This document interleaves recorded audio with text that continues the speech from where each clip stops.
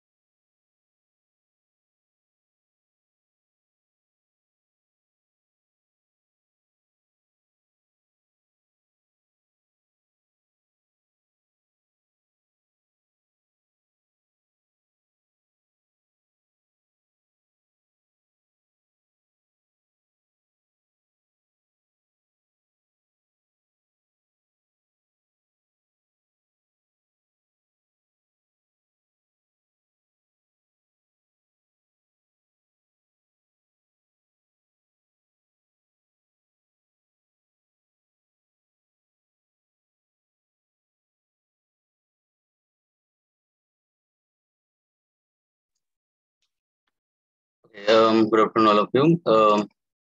मार्क्सचं जे प्रॉब्लेम आहे तर तेच प्रॉब्लेम 2S स्लॅबचं जे प्रॉब्लेम आहे तर 2S स्लॅबचा प्रॉब्लेम आपण कंटिन्यू करतोय. ओके, एकदा रिकॅप करून टाकतोय आपण 2S स्लॅबचं प्रॉब्लेम जे होतं.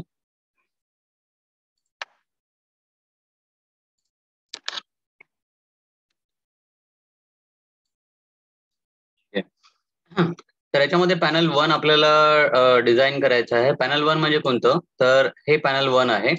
आता याच्यामध्ये हे कॉलम्स आहेत, C3 हा कॉलम आहे आणि याच्यामधला यांनी जस्ट हा इतकाच पार्ट त्यांनी कॉलमचा शो केलेला आहे आणि इथे म्हणजे ऍज अ कॉर्नर म्हणून त्यांनी शो केलेला आहे, जो की C1 C2 C3 हे बेसिकली कॉर्नर्स आहेत त्याच्यामधले. तर याच्यामध्ये जे लाईव्ह लोड आहे तर ते 8 किलोन्यूटन पर मीटर स्क्वेअर. डेड लोड आपल्याला कॅल्क्युलेट करायचा आहे. M20 ग्रेड ऑफ कॉन्क्रीट आणि Fe415 ग्रेड ऑफ स्टील हा दिलेला आहे. फ्लोर फिनिश त्याच्यामध्ये 1 किलोन्यूटन पर मीटर स्क्वेअर हे सुद्धा दिलेलं आहे. तर एवढा पार्ट म्हणजे स्लॅब पॅनल 1, त्याच्यानंतर M20 grade of concrete, live load, त्याच्यानंतर ग्रेड ऑफ स्टील आणि हे फ्लोर फिनिश याच्या व्यतिरिक्त तुम्ही ते बघू शकता की इथे LY दिलेला आहे, म्हणजे हा LY हा 6 मीटर आणि त्याच्यानंतर हा LX हा. तर असे 7 पॅरामीटर्स आपल्याला दिलेले आहेत ऑलरेडी प्रॉब्लेम मध्ये आणि बेस्ड ऑन दिस पॅरामीटर आपल्याला डिझाईन करायचं आहे to way slab. To way slab असं काही याच्यामध्ये दिलेलं नाहीये की डिझाईन टू वे स्लॅब, आपल्याला फक्त म्हटलेलं आहे की design the slab. One way आहे की टू वे आहे तर तो आपल्याला कन्सिडर करायचा आहे. तर LY/LX चा रेशो जो राहतो म्हणजे 6 मीटर बाय 4 मीटर जर समजा आपण केलं, 6 metre divided by 4 metre less than 2 असल्यामुळे आपण याला टू वे स्लॅब म्हणून डिझाईन करतोय. आणि त्याच्या ज्या मेथड्स आहेत आणि त्याचे जे स्टेप्स आहेत ते आपण फॉलो केले होते. तर पहिल्यांदा जो होता आपल्याला सिलेक्शन ऑफ प्रिलिमिनरी डेप्थ, सर्वात पहिल्यांदा प्रिलिमिनरी डेप्थ आपण कॅल्क्युलेट केली होती मागच्या लेक्चरमध्ये, की ज्याच्यामध्ये जसं 35 + 40 म्हणजे हा L/D चा जो रेशो राहतो तो L/D चा रेशो आपल्याला कन्सिडर करायचा आहे. आणि त्याच्यामध्ये एक स्पॅन कंटिन्युअस आणि एक स्पॅन सिम्पली सपोर्टेड, त्याच्या हा असा असल्यामुळे म्हणजे हा कंटिन्युअस आणि सिम्पली सपोर्टेड असे दोन असल्यामुळे आपण त्याला ऍव्हरेज कॅल्क्युलेट केला आपण 35 + 40 डिवाइड बाय 2. आणि हा Fe415 ग्रेड ऑफ स्टील असल्यामुळे त्याला आपण काय केलं, मल्टिप्लाय केलं 0.8 नी. तर हा मल्टिप्लाय 0.8 नी आपण हे कशावरून करतोय, तर हा क्लॉज नंबर 24.1 ऑलरेडी प्रॉब्लेम मध्ये दिलेलं असल्यामुळे सॉरी IS कोड मध्ये हा जो क्लॉज आहे ह्या क्लॉजचा आपल्याला उपयोग करायचा आहे. तर याच्यानुसार जर आपण कॅल्क्युलेशन केलं तर D ची व्हॅल्यू जी मिळाली आहे तर ती 135 mm आपण कन्सिडर केलेली आहे. त्याच्यामध्ये 25 mm ऍज अ कव्हर आपण जर ऍड करतो त्याच्यामध्ये D' ज्याला म्हणतात किंवा कव्हर, तर ते त्याची टोटल डेप्थ जी राहील तर ती 160 mm. तर या प्रकारे आपलं सिलेक्शन ऑफ प्रिलिमिनरी डेप्थ म्हणजे फर्स्ट जी स्टेप होती ती आपण बघितली. नंतरच्या स्टेपमध्ये आपल्याला लोड आणि मोमेंट कॅल्क्युलेशन करायचे होते. तर डेड लोडचा हा जो फॉर्म्युला आहे 0.16 25 किलोन्यूटन पर मीटर क्यूब ही डेन्सिटी झाली. 0.16 हा टोटल डेप्थ झाला मीटर मध्ये. त्याचं जर युनिट आपण कन्वर्ट जर केलं मीटर टू MM आणि MM टू मीटर हे आपल्याला माहिती असायला पाहिजे. तर याच्यानुसार 4 किलोन्यूटन पर मीटर स्क्वेअर डेड लोड येतो. नंतर फ्लोअर फिनिश ऑलरेडी दिलेला आहे, या दोघांचं ऍडिशन केलं तर 7.5 हे आपल्याला मल्टिप्लिकेशन आफ्टर मल्टिप्लिकेशन 1.5 नी जर केलं तर 1.5 म्हणजे काय आहे हा फॅक्टर. सो फॅक्टर लोड आपण तो कॅल्क्युलेट केला. फॅक्टर लाईव्ह लोड ऑलरेडी दिलेला आहे, या दोघांचं ऍडिशन जर केलं तर आपल्याला मिळतं टोटल फॅक्टर लोड. मग त्याच्यानंतर आपण हा टेबल नंबर 26 हा बघितला, त्याच्यामध्ये हा केस नंबर 4 पाहिला आपण. केस नंबर 4 काय आहे तर दोन ऍडजस्टंट एजेस डिसकंटिन्युअस असा आहे, तर त्याच्यावरून LY/LX सुद्धा आपण कॅल्क्युलेट केला 1.5. आणि या केससाठी आपण सर्वात पहिल्यांदा हे अल्फा एक्स जे आहेत 0.075 आणि 0.056 शॉर्ट स्पॅन साठी, आणि अल्फा वाय 0.047 आणि 0.035 अल्फा वाय लॉंग स्पॅन साठी, याच्यामध्ये आपल्याला दोन मोमेंट्स प्रत्येक स्पॅन साठी मिळाले, जे की निगेटिव्ह मोमेंट आहे आणि पॉझिटिव्ह मोमेंट आहे. याचे कोइफिशियंट आपल्याला मिळाले ते अल्फा एक्स आणि अल्फा वाय. एकदाचे निगेटिव्ह मोमेंट कोइफिशियंट आणि पॉझिटिव्ह मोमेंट कोइफिशियंट आपल्याला मिळाला. तर आपल्याला फॉर्म्युला माहिती आहे की MX कसा कॅल्क्युलेट करायचा. जो टेबल नंबर आहे टेबल नंबर 26 च्या वरती एक्झॅक्टली याचा फॉर्म्युला दिलेला आहे. तर तो फॉर्म्युला जर आपण बघितला तर त्याच्यावरून आपल्याला माहिती पडतं की हे मोमेंटचा जो फॉर्म्युला आहे त्याच्यावरून आपल्याला 4 मोमेंट्स मिळतात. 18.6, 13.89, नंतर 11.6 आणि 8.68 अशा 4 मोमेंट्स आपल्याला मिळाल्यात. आणि मॅक्झिमम शिअर फोर्स WLX/2 नी आपण कॅल्क्युलेट केलं 31 किलोन्यूटन पर मीटर. मग नेक्स्ट पार्ट मध्ये आपण काय कॅल्क्युलेट केलं की इफेक्टिव्ह डेप्थ जी आपण कॅल्क्युलेट केलेली होती स्टेप नंबर 1 मध्ये, तर ती सफिशियंट आहे की नाही according to the moment criteria. तर मॅक्झिमम मोमेंट याच्यामध्ये किती आहे, तर मॅक्झिमम मोमेंट याच्यामध्ये आपल्याला मिळाली 18.6. तर 18.6 या मॅक्झिमम मोमेंटसाठी, कारण की आपण का बरं मॅक्झिमम करतोय, या बाकीच्या मिनिमम का बरं कॅल्क्युलेट करत नाही, बिकॉज जो कोणता डेप्थ ऑफ द स्लॅब राहील तर त्याच्यामध्ये ओव्हरऑल डेप्थ आपली जी राहील तर ती ओव्हरऑल डेप्थ सारखीच राहणार आहे. ती आपण कमी जास्त नाही करणार, की समजा आता इथे कमी आहे नंतर मग त्याला वाढवून दिलं, मग पुन्हा अजून कमी केलं, मग पुन्हा वाढवून दिलं, असं नसतं याच्यामध्ये. स्लॅब जो आहे तो स्लॅब कंटिन्युअस डेप्थ मध्ये राहतो. आणि जिथे कुठे मॅक्झिमम मोमेंट आहे, जसे की निगेटिव्ह मोमेंट आहे कंटिन्युअस एज मध्ये, त्या मोमेंटसाठी आपल्याला कॅल्क्युलेशन्स करायचे आहेत, चेकिंग करायचं आहे की जी डेप्थ आपण प्रोव्हाइड केली ती प्रॉपर आहे की नाही. मग यामध्ये आपण इफेक्टिव्ह डेप्थ साठी हा आपल्याला फॉर्म्युला माहिती आहे, MU equals to R multiplied by BD square. तर आपण R ची व्हॅल्यू आपल्याला माहिती आहे 2.76. जसं जर नसेल तुम्हाला आठवत तर 0.138 FCK, 0.138 मल्टिप्लाइड बाय FCK हे जर तुम्ही कॅल्क्युलेट केलं, याचं जर फॉर्म्युलाने कॅल्क्युलेट केलं तर तुम्हाला याची व्हॅल्यू मिळेल. आणि त्याच्यानुसार तुम्ही जे काही M20 च्या ऐवजी M25 जर येत असेल किंवा अजून दुसरा कोणता ग्रेड जर येत असेल तर त्या केसमध्ये तुम्ही ही व्हॅल्यू कन्सिडर करू शकता कॅल्क्युलेट करताना. आर लिमिट म्हणजे हे आर लिमिटची व्हॅल्यू तुम्हाला मिळाल्यानंतर तुम्ही इफेक्टिव्ह डेप्थ हा कॅल्क्युलेट करता, जो की आलेला 82.09 आणि आपण कन्सिडर केला होता 135 mm. म्हणजे याच्यापेक्षा जास्त असल्यामुळे आपण म्हणू शकतो की ही जी काही व्हॅल्यू आपल्याला मिळालेली आहे किंवा इफेक्टिव्ह डेप्थ आपल्याला मिळालेली आहे तर दॅट इज सफिशियंट. तर हा झाला होता पहिला चेक की ज्याच्यामध्ये आपण इफेक्टिव्ह डेप्थचा पहिला चेक घेतला होता, मोमेंट साठी घेतला होता, हा मॅक्झिमम मोमेंट साठी आपण कन्सिडर केला होता. आणि नेक्स्ट पार्ट मध्ये आपण काय केलं की depth of slab for shear force. मग शिअर फोर्स साठी सुद्धा हा सफिशियंट आहे की नाही. तर आपण सर्वात पहिल्यांदा टेबल नंबर 19 वरून टॉसी कॅल्क्युलेट केला आणि त्याच्यानंतर त्याला मल्टिप्लाय केलं के नी आणि त्याच्यावरून टॉसी इंटू के ची जी व्हॅल्यू मिळते आपल्याला तर 0.3584. सो टॉसी इंटू के नंतर टॉसी मॅक्स मॅक्झिमम शिअर स्ट्रेस जी आहे तर that is 2.8 Newton per mm². आणि त्याच्यासारखंच नॉमिनल शिअर स्ट्रेस पण आपण कॅल्क्युलेट केला, ज्याचा जो फॉर्म्युला आहे VU divide by BD. So table number 20, table number 19 आणि त्याच पेज नंबरवरती आपल्याला टॉवीचा फॉर्म्युला सुद्धा मिळतो. टॉवी इज इक्वल्स टू VU आपण मागच्या स्टेप मध्ये जो कॅल्क्युलेट केला होता 31 किलो न्यूटन पर मीटर. सो 31 किलो न्यूटन पर मीटर साठी आपण कॅल्क्युलेट केलं होतं आणि टॉवी आपल्याला मिळतो 0.229. मग हे लक्षात घ्या, तर टॉवी लेस दॅन टॉसी लेस दॅन टॉसी मॅक्स ही जी पर्टिक्युलरली ही जी कंडिशन आहे ही कंडिशन सॅटिस्फाय होणं आवश्यक आहे. हे जर कंडिशन सॅटिस्फाय होत असेल तर येस डेफिनेटली आपण काय करायचं की जी आपण इफेक्टिव्ह डेप्थ आपल्याला पहिल्या स्टेप मध्ये मिळालेली आहे तर ती ऍज अ प्रॉपर आहे आणि त्याला कन्सिडर करता येईल. जर समजा असं जर नाही झालं, सपोज की टॉसी मॅक्स किंवा टॉवीची जी व्हॅल्यू आहे, टॉवीची व्हॅल्यू ही टॉसी पेक्षा जास्त आहे किंवा टॉसी मॅक्स पेक्षा जर जास्त असेल, टॉसी मॅक्स पेक्षा जास्त येत नाही बट टॉवी जर समजा चुकून टॉसी पेक्षा जर जास्त झाला तर मग काय शिअर एन्फोर्समेंट प्रोव्हाइड करायचे का, आपण स्टिरप्स प्रोव्हाइड करायचे का, तर नाही. आपण स्लॅब मध्ये कधीच स्टिरप्स प्रोव्हाइड करत नाहीत. कोणत्या स्लॅब मध्ये तुम्ही आतापर्यंत स्टिरप्स बघितले नसणार. तुम्ही बीम मध्ये स्टिरप्स पाहतात, कॉलम मध्ये तुम्ही स्टिरप्स त्याला म्हणत नाहीत बट शिअर एन्फोर्समेंट सारखं ज्या लिंक्स राहतात त्याला ते प्रोव्हाइड करतो आपण, बट स्लॅब मध्ये आपण हे प्रोव्हाइड नाही करत, हे लक्षात घ्यायचं. त्याच्यामुळे तुम्ही जर म्हणाल की टॉवी जर समजा ग्रेटर जर येत असेल तर मग काय करणार सर, तर मग त्या केसमध्ये तुम्ही जर सरळ जसं सपोज की 135 mm चा जर डेप्थ येत असेल त्याला 50 mm ऍड करून टाका आणि तुमची जी व्हॅल्यू येईल जवळपास 185 mm तो ती तुम्ही कन्सिडर करून पुढचे कॅल्क्युलेशन्स करा.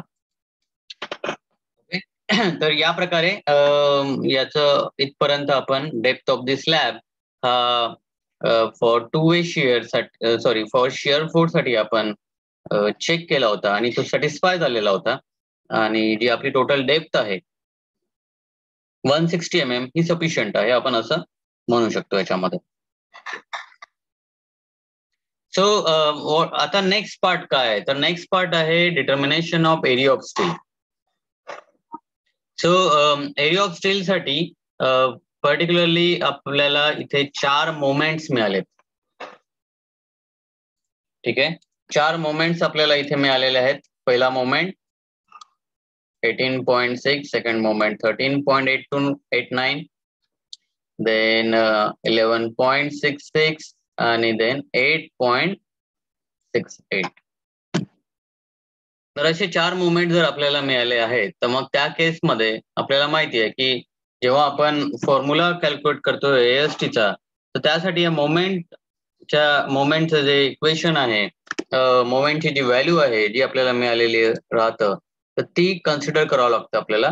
आणि IS कोड मध्ये आपण याची प्रोव्हिजन बघितली होती की कोणता फॉर्म्युला आपल्याला लागतो किंवा अप्लिकेबल राहतो जेव्हा आपल्याला एएसटी कॅल्क्युलेट करावा लागतो. एएसटी म्हणजे एरिया ऑफ स्टील. आता इथे 4 वेगळे वेगळे मोमेंट्स आपल्याला मिळालेले असल्यामुळे आपण 4 वेगळ्या वेगळ्या एएसटीचं कॅल्क्युलेशन्स आपल्याला करावं लागेल. निगेटिव्ह मुवमेंट कुठे डेव्हलप होते, तर निगेटिव्ह मुवमेंट डेव्हलप होते एजला. पॉझिटिव्ह मुवमेंट कुठे डेव्हलप होते, तर पॉझिटिव्ह मुवमेंट डेव्हलप होते मिड स्पॅन मध्ये.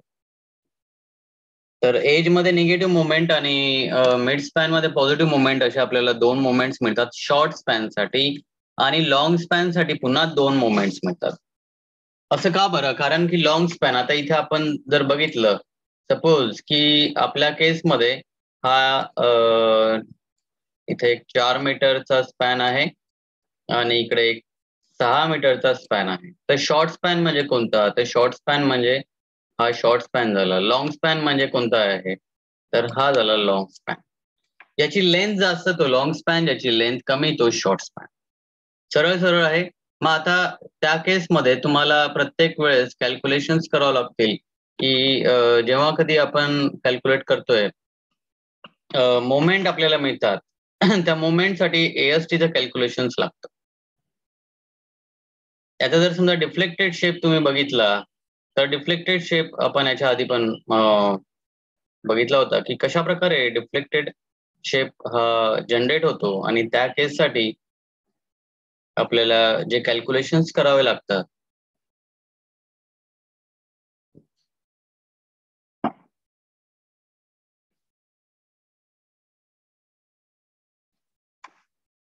तर सपोज की आपण याचा डिफ्लेक्टेड शेप जर बघितला,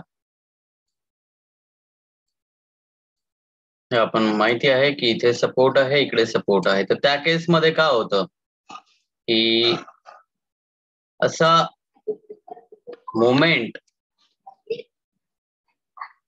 डायग्राम सुद्धा आपल्याला या प्रकारे मिळते, डिफ्लेक्टेड शेप सुद्धा अशा प्रकारे मिळतो. तर मेजरली आपण कॅल्क्युलेट करतोय मोमेंटसाठी. तर मोमेंट जी राहते, निगेटिव्ह मोमेंट या सपोर्ट वरती डेव्हलप होतं आणि पॉझिटिव्ह मोमेंट डेव्हलप होते इथे. तर इथला एएसटी जो राहील, तुम्ही जर बघाल तर इथला मिड स्पॅन मध्ये एएसटी आणि एज मध्ये एएसटी, तर यामध्ये थोडासा डिफरन्स राहतो. कधी कधी सेम पण प्रोव्हाइड करतात, बट इकॉनॉमी अचीव जर करायची झाली, तर आता जिथे कुठे मॅक्झिमम राहतो, तर त्या मॅक्झिमम ठिकाणी आपल्याला कन्सिडर करणं. आता सपोज हा शॉर्टर स्पॅन आपण कन्सिडर केला, म्हणजे 4 मीटर साठी जर कन्सिडर केला, तर या प्रकारे तुम्हाला हे मिळेल. पण 6 मीटर साठी सुद्धा तुम्ही जर कन्सिडर केला तर असाच मिळेल. पण आता 6 मीटरचा कसा राहील, तर 6 मीटरचा या डिरेक्शन मध्ये राहील. ठीक आहे, या डिरेक्शन मध्ये सपोज 6 मीटरचा जर तुम्ही कन्सिडर केला, तर या प्रकारे असं त्याचं डिफ्लेक्टेड शेप राहील. तर म्हणजे तुम्हाला जेव्हा एएसटी द्यायचा झाला, तर एएसटी देताना तुम्ही या प्रकारे एएसटी देणार आहेत, आणि तसाच एएसटी तुम्ही या प्रकारे, म्हणजे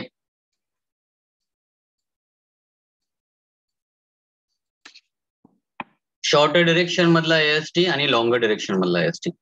त्यातही हा टॉप बार आणि हा बॉटम, म्हणजे टॉप मध्ये सुद्धा आणि बॉटम मध्ये सुद्धा, असे दोन्ही आपल्याला अशा मेश दिसतील.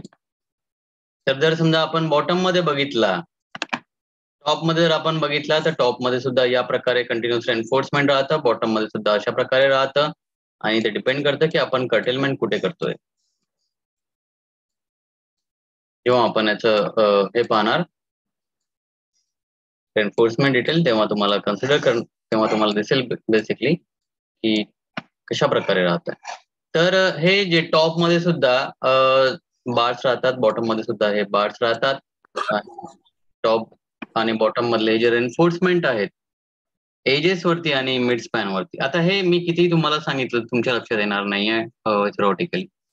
तर ऍज अ थर्ड असाइनमेंट तुम्ही कन्सिडर करा की तुम्हाला पुन्हा, आता मी तुम्हाला काहीच कॅल्क्युलेशन्स करायला लावत नाहीये, तुम्हाला काहीच कॅल्क्युलेशन म्हणजे कॅल्क्युलेटर करायची आवश्यकता नाही, असाइनमेंटसाठी म्हणतोय.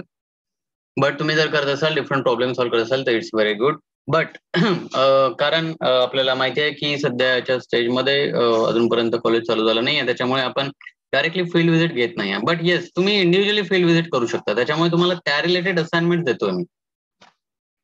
सो तुमची जी नेक्स्ट असाइनमेंट आहे तर स्लॅबचं जे रेनफोर्समेंट, कुठे पण जेव्हा तुम्ही कुठे पण एखादी कन्स्ट्रक्शन साईट चालू असेल तर स्लॅब मधले रेनफोर्समेंटचा फोटोग्राफ तुम्हाला काढून आणायचा. तिथल्या साईट इंजिनियर कडून समजून घ्यायचं आहे किंवा तिथे कशा प्रकारे रेनफोर्समेंट राहतं, त्यांनी कशा प्रकारे रेनफोर्समेंट प्रोव्हाइड केलेले आहे ते समजून घ्यायचं आहे तुम्हाला. इथे आपण थिओरिटिकली कन्सिडर करणार आहेत, समजून घेणार आहेत, बट प्रॅक्टिकली हे वेगळं राहतं. प्रॅक्टिकली तुम्हाला स्वतःहून जाऊन तिथे कन्सिडर करायचं आहे, समजून घ्यायचं आहे की कशा प्रकारे रेनफोर्समेंट प्रोव्हाइड करतात. बेंट अप बार्स असतात की सपोज की हा बार इथून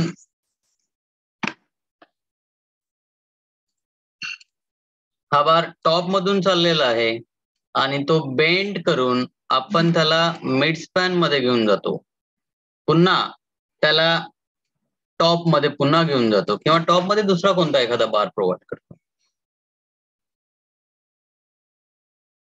तर या प्रकारचे हे जे रेनफोर्समेंट असतात तर हे रेनफोर्समेंट तुम्हाला कन्सिडर करायचे आहेत, समजून घ्यायचे आहेत. तर तुम्ही जेव्हा प्रॅक्टिकली तेव्हा बघणार तर तेव्हा ते समजून घ्या. तर any how, determination of area of steel, जे आपल्याला 4 डिफरंट मोमेंट्स मिळालेले आहेत, तर त्या डिफरंट मोमेंटसाठी AST आपल्याला कॅल्क्युलेट करायचं आहे. तर सिंपल जसं आता आपण मागे मोमेंटसाठी जसा टेबल बनवला होता तर तसाच टेबल आपण याच्यासाठी बघणार आहोत. तर यामध्ये जसं मोमेंट आहेत तर मोमेंट तुम्हाला माहिती आहे आणि त्याच्यासाठी लागणारा जो AST राहतो, सो AST चा फॉर्म्युला तुम्हाला माहिती आहे की AST चा फॉर्म्युला जो आपण मागे बघितला होता IS कोड मध्ये, जस्ट मी शेअर करतो तुम्हाला.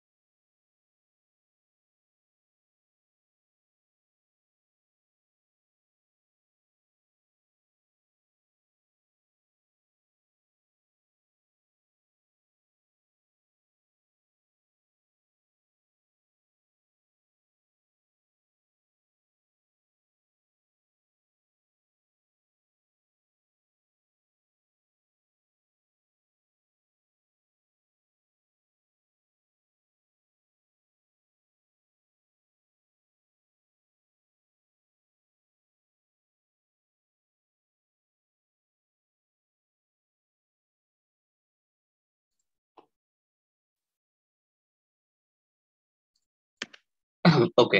तर आपण हा मागच्या प्रॉब्लेम मध्ये हा AST बघितला होता, AST चा फॉर्म्युला बघितला होता.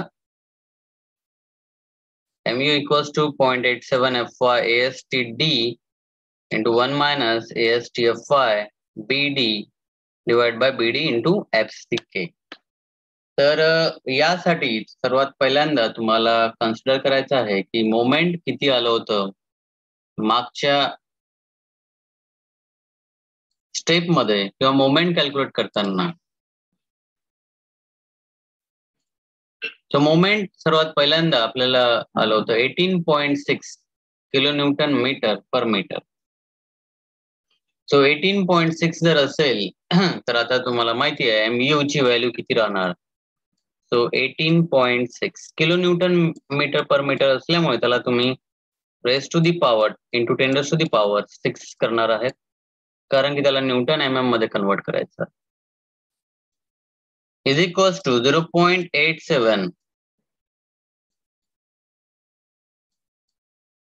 मल्टिप्लाइड बाय Fy ची व्हॅल्यू 415. ठीक आहे. AST तुम्हाला कॅल्क्युलेट करायचं आहे. स्मॉल डी ची व्हॅल्यू 135 mm. त्याच्यानंतर 1 मायनस AST पुन्हा कॅल्क्युलेट करायचं आहे. ओके. मल्टिप्लाइड बाय Fy ची व्हॅल्यू किती आहे 415 डिवायडेड बाय बी विड्थ आहे. विड्थ आपल्याला 1000 mm कन्सिडर करायची आहे. मल्टिप्लाइड बाय स्मॉल डी पुन्हा 135 अँड मल्टिप्लाइड बाय 20.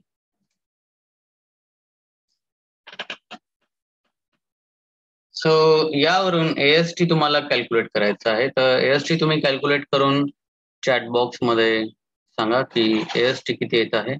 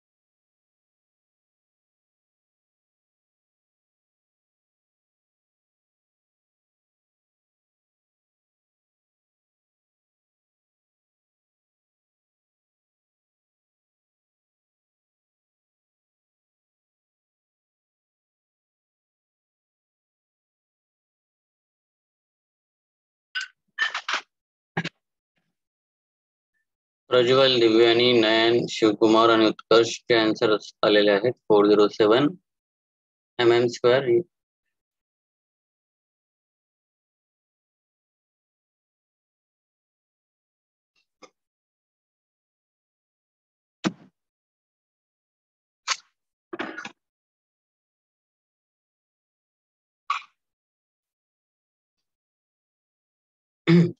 हेच एक सर्वात टीडीएस कॅल्क्युलेशन आहे की ज्याच्यामध्ये तुम्हाला थोडासा मोठा इक्वेशन दिसतं आणि त्याच्यामध्ये तुम्हाला एसटी कॅल्क्युलेट करायचं आहे. तर प्रत्येकाने हा करून बघायचा. एसटी कॅल्क्युलेशन्स करून पाहायचे.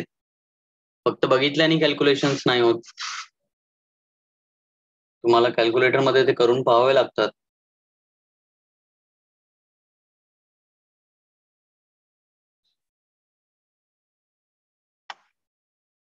So first one 407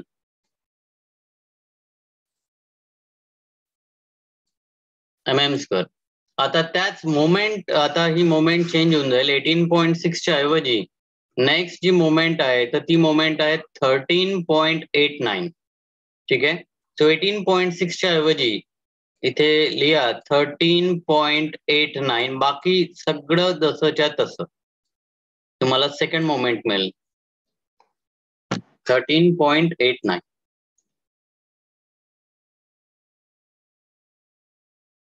so calculate AST आणि सांगा त्याच्यापेक्षा मोमेंट कमी असल्यामुळे एएसटी ची व्हॅल्यू सुद्धा व्हॅरी करेल.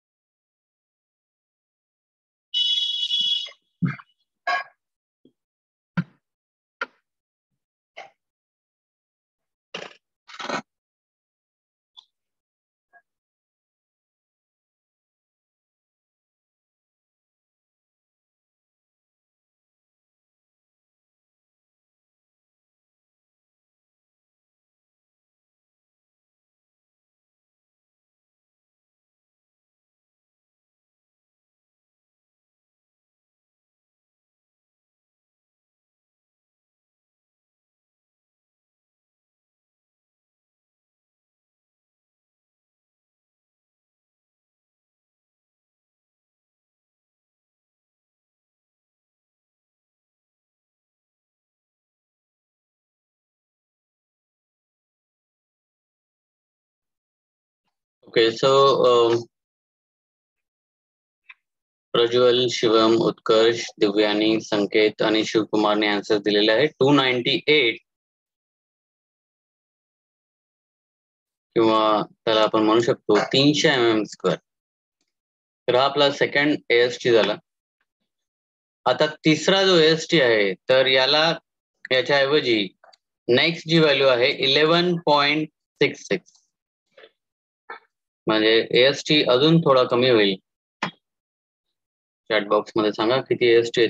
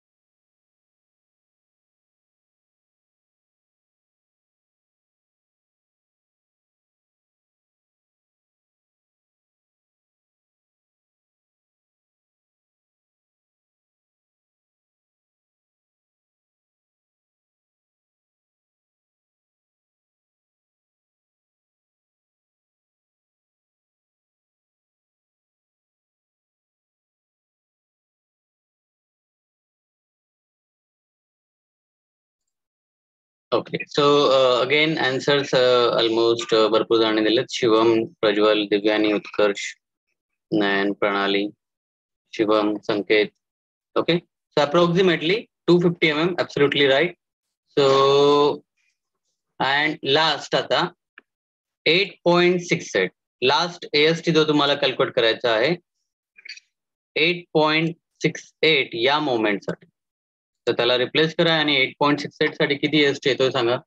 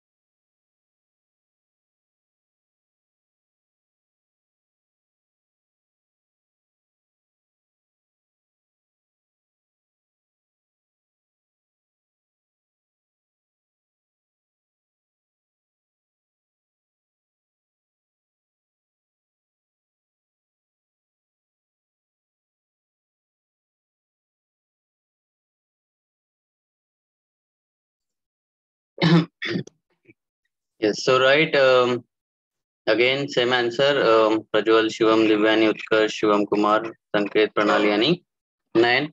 जवळपास 185 mm म्हणजे असे आपल्याला 4 AST मिळालेले आहेत. तर 4 तुम्ही एकदाच कॅल्क्युलेशन करायचे आहेत. एकदा फॉर्म्युला बरोबर आला की मग तुम्हाला 4ही मोमेंटसाठी तुमचे व्हॅल्यूज येतील आणि जवळपास 407, 300, 250 आणि 185.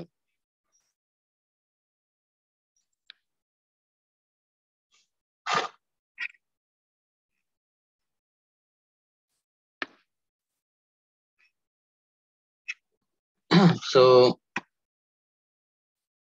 पहिल्या मोमेंटसाठी जवळपास 410 mm², then 300 mm², then 250 mm² and then 185 mm². तर अशा प्रकारे 4 AST तुम्हाला एकदाचे मिळालेत. सो नेक्स्ट पार्ट जो आपण कन्सिडर करतो, तर नेक्स्ट पार्ट म्हणजे काय की डायमीटर कन्सिडर करायचं आहे आणि त्याच्यावरून स्पेसिंग कॅल्क्युलेट करायची आहे. So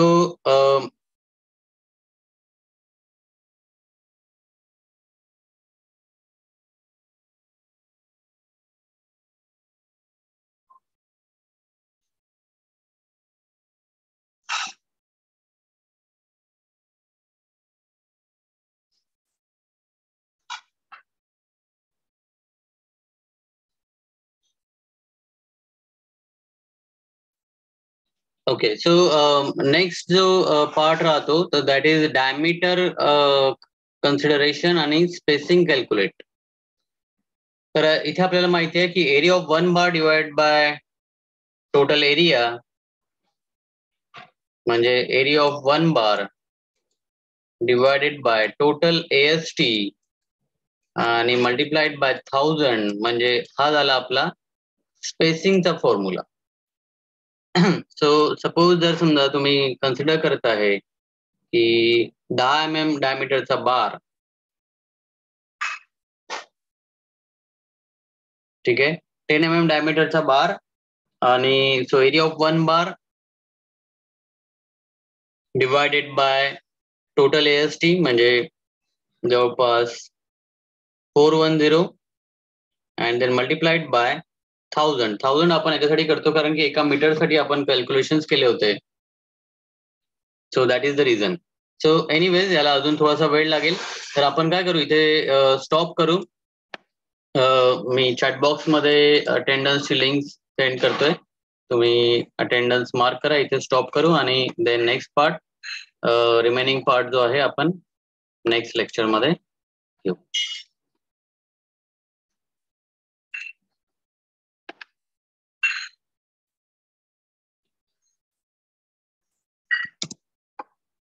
okay. सो चॅटबॉक्स मध्ये मी अटेंडन्सची लिंक शेअर केलेली आहे. फटाफट अटेंडन्स मार्क करून घ्या. ज्यांची अटेंडन्स मार्क झाली they can leave. Thank you.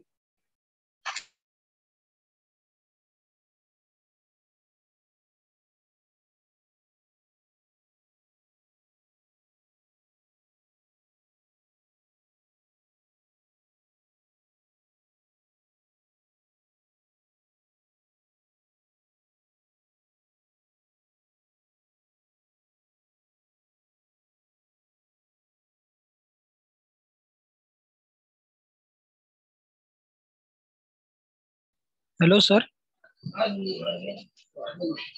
Hello.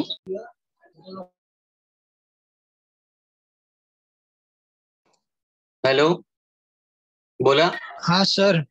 Sir मी आदित्य मसराम बोलत आहे. हा हा. माझा रोल नंबर हॅलो. माझा रोल नंबर 3 आहे सर. 3 रोल नंबरच्या ठिकाणी बहुतेक दुसऱ्याचं नाव लिहिलंय कोणाच तरी. नाही नाही, तुम्हाला हेच सिस्टीम फॉलो करायची आहे.